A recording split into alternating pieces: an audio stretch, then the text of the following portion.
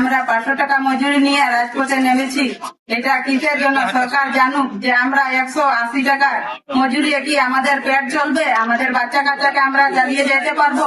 School খরচ দিব নাকি নিজে খাবো না ঘরে রেশন পাতি খরচ তুলবো? এটা আমাদের বহুত কঠিন হয়ে গেছে। এই জন্য আমরা এই রাজপথে নেমেছি। 500 টাকা মজুরি মানতে হবে, আমাদের দাবি মানতে হবে।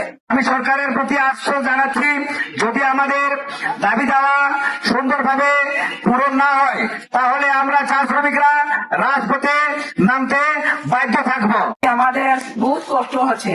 আমরা তো 500 টাকা মজুরি নিব, আমাদের তো 500 টাকার মজুরি লাগে। আমরা কত আন্দোলন করছি কিন্তু আমরা তো কোনোতেই পাচ্ছি না।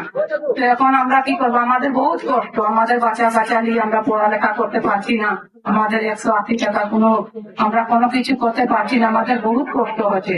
মজুরি দাবিতে 500 টাকা হাজিরা প্রস্তাব রাখা হয়েছে, কিন্তু এই প্রস্তাবে আমরা এই পর্যন্ত আমরা কোন সিদ্ধান্ত পাই নাই। এরপরে আমাদের এই যে 5% যেটা দেওয়ার কথা, এটা আমরা প্রত্যাহার করছি এবং এটা আমরা মানি না।